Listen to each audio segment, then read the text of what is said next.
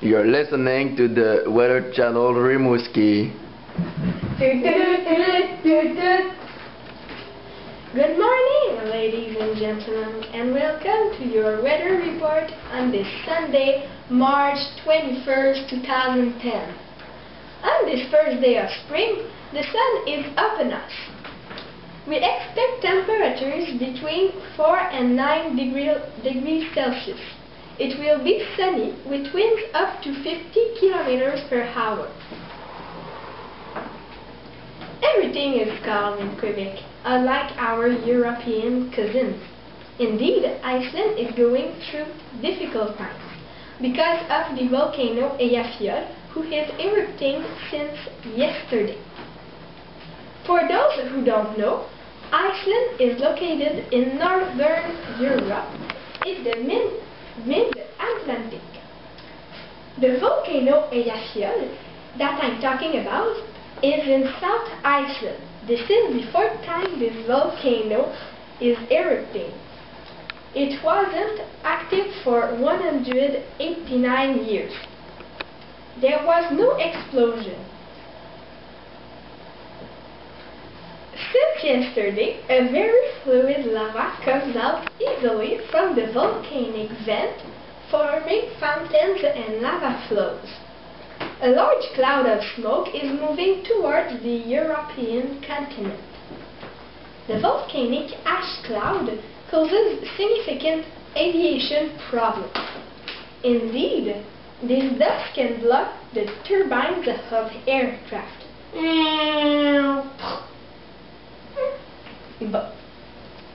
Civil security therefore recommended to cancel all flights passing over Iceland. Air traffic in Europe is completely paralyzed. Volcanic ash falls in very fine dust and can cause respiratory problems in people sensitive. Environmentalists are also concerned. If the dust cloud reaches the highest level of the atmosphere, it can remain airborne longer and block sunlight, causing a drop in temperature over time. Given the magnitude of the disaster, your Weather Channel Rimouski decided to travel to Iceland to cover the event live. Unfortunately, our boss, the director of the chain, flatly refused. Reason? Too expensive. No budget. Ka-ching. He gave us this and told us to organize ourselves with it.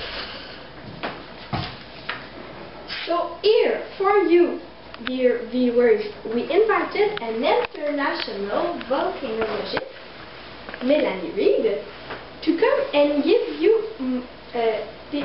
a demonstration of a volcanic eruption. Here is a model of the volcano Eyjafjallajökull. We will cause a volcanic eruption by mixing vinegar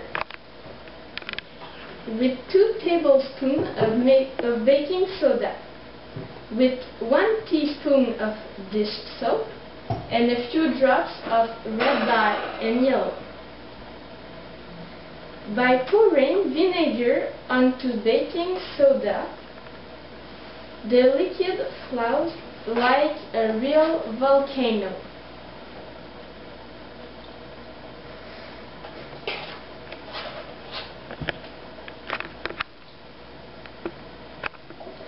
The mixture of vinegar and baking causes a chemical reaction that creates carbon dioxide bubbles. These bubbles force the liquid flow. Under the earth, the magma also contains a carbon dioxide bubble that grow with extreme heat.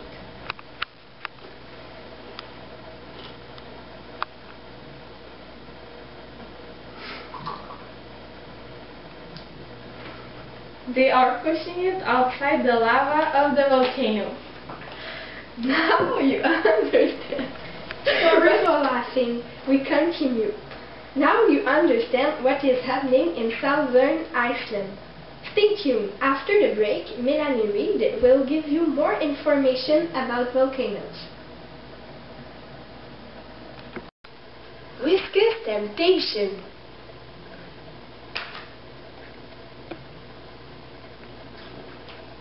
Your cat will like it. We're back with Melanie Reid, who will tell us about the volcano in more detail. So tell us a bit of this. Well, the word volcano is derived from the name of Vulcano, a volcanic island in the Aeolian island of Italy, whose name in turn originates from Vulcan, the name of a god of fire in Roman mythology. The study of volcano is called volcanology, sometimes spelled volcanology. The most common perception of a volcano is of a colonial mountain spewing lava and poison gases from a crater at the summit. The structure and behavior of volcanoes depend on a number of factors. Vents that issue volcano material and gases can be located anywhere on the landform. Are there several types of volcanoes? On Earth there exist many types of volcanoes: supervolcanoes, submarine volcanoes, subglacial volcanoes, and mud volcanoes. First of all, the supervolcanoes. They are tall mountains composite of lava flows and other ejects in alternate layers. Submarine volcanoes are common fractures on the ocean floor.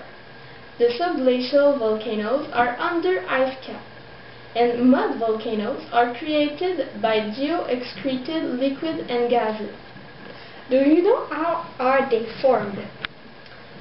Most volcanoes are formed by earthquakes. The magma rises toward the Earth's crust. The pressure increases gradually and pushes rocks. The magma goes to the thinner area and escapes through the cracks. The molten lava flows out of the chimney. It cools and forms a rock. The volcano is often in the form of a cone. What was the volcano the most dangerous of all? The early 20th century, in 1902, the eruption of Mount Pelée has killed over 28,000 inhabitants. Only 2 people survived. In 1991, the eruption of Pinatubo killed 550 people and left many homeless. The ash sent into the atmosphere have come full circle of the Earth and had 2 diametrically opposite effects. On the one hand, that reflected solar radiation, causing a global cooling of the surface temperature of the land of about 0.5 degrees for 2 years. And secondly, the volcanic ash cloud have absorbed some of the local heat emitted by the Earth, emphasizing the phenomenon of greenhouse effect. So thank you, Melanie Reid, our volcanologist, who accepted our invitation to explain this phenomenon. In a moment, see Grey's Anatomy. Thank you. See you tomorrow at 6:30.